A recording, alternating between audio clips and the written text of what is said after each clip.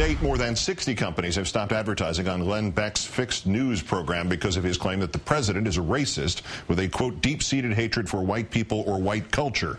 In our number one story, it's not just advertisers, though, boycotting the real-life Lonesome Roads. Today, Republican Senator Lindsey criticized Beck's role and seems to have become the first prominent GOP member to repudiate him as a representative of that party.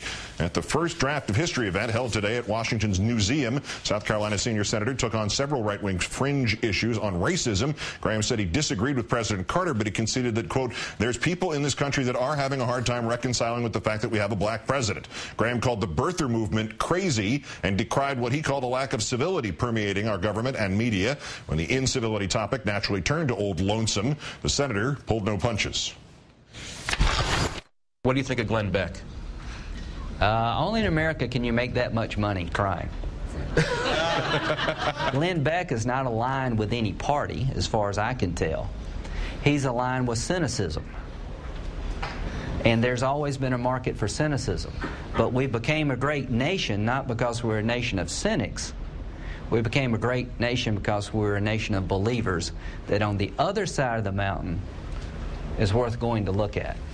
That cynicism was on full display yesterday. Beck, in his ongoing attempt to explain the Obama administration's secret communist plot to destroy the republic, decided to use a can of snuff to bring the point home.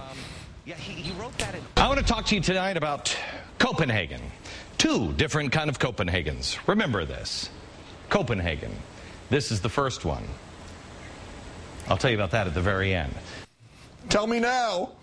The second Copenhagen is, of course, in Denmark, site of tomorrow's International Olympic Committee vote to determine the host of the 2016 Games. Also the current destination of Air Force One, carrying the president, who hopes to land there, bring the Olympics back to Chicago, and then come back. Of course, Glen Beck's chalkboard, which he stole from the late, utterly unintelligible televangelist Dr. Gene Scott, knows better. The president only wants to bring the Olympics to Chicago so he can make his friends rich, his friends who love communists, cop killers, slumlords, unions, art, acorn, unicorns, and probably tobacco. What about the tobacco? Would somebody think about the tobacco? Snuff. Why the can of snuff? I told you I was going to talk about this at the very beginning. Copenhagen.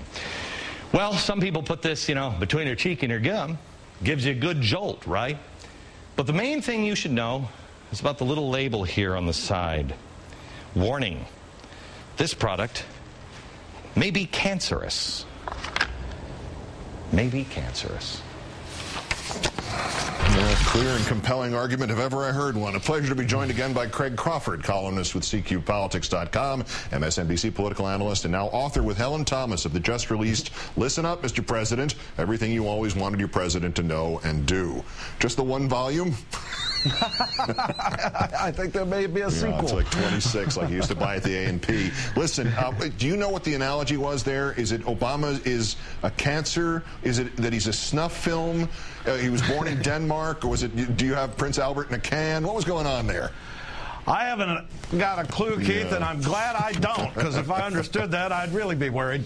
I don't know about this word snuff. I mean, you can't accuse him of inciting assassination attempts or something, but you got to wonder what goes through your mind using a word like that in the context of talking about the president. I mean, the charitable explanation is he's just a nut, but I think if he was a real nut, most squirrels wouldn't go near him.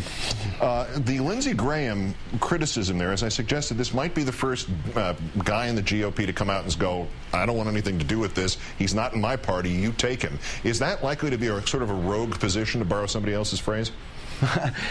I'm a little suspicious, Keith. It's kind of a little push and pull here. I mean, we're pushing away, but they also get a lot out of Glen Beck in that he turns out voters to the polls, particularly in low voter turnout environments like a midterm election coming next year.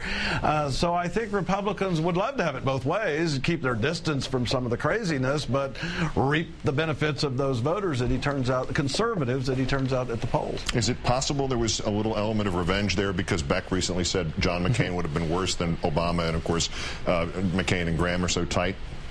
That's a possibility.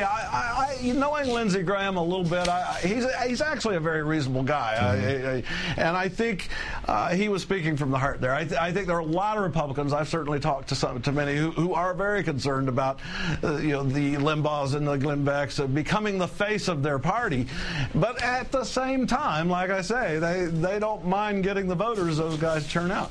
The larger point of the criticism is that the Republican Party's agenda, from Graham's point of view, let alone from mine or somebody like me, is that it's set by media figures who are in it for ratings, not for progress for the nation, or really even progress for their own party, their own side.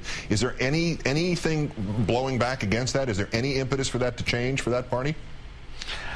I think if they got out there with some new faces that are more reasonable and more centrist, perhaps, maybe. But the problem for Republicans is they're addicted to what is actually a shrinking universe of voters who are very vocal and used to be their mainstay. But as our society is diversifying, that chunk of voters is not doing it for them, and they're still addicted to it. But as long as you've got the Howard Beale type characters like Glen Beck out there to keep them stirred up, a lot of Republicans are just going to flock to them. However, I think Peter Finch did a better job of playing Glen Beck than Glen Beck does. I was just going to say, also, on behalf of the friends of Howard Beale, I don't go there again. Listen, I'm going to throw you a curveball here because Howard Feynman has explained this markup that of the insurance bill that would result in conceivably in criminal time if you don't buy the mandatory insurance. He said Baucus put it into the chairman's markup and simply said that this would be handled, as Lawrence O'Donnell suggested, it would be handled in terms of the fining by the IRS, and the IRS does in fact attach criminal penalties when you don't pay. So Baucus is now saying that it was a mistake. Are we buying that? I think there's an effort here sometimes to kill proposals by elevating those penalties as an issue, and that is what's going on. I mean, there's no question in my mind that Baucus and some of the other Democrats, conservative, moderate, even Democrats on that committee, are at the behest of the insurance industry, and this is one of the things they're up to. Ironically enough, a poison pill in the middle of an insurance reform effort. Craig Crawford of CQPolitics.com and MSNBC. As always, Craig, great thanks. Great, thank you.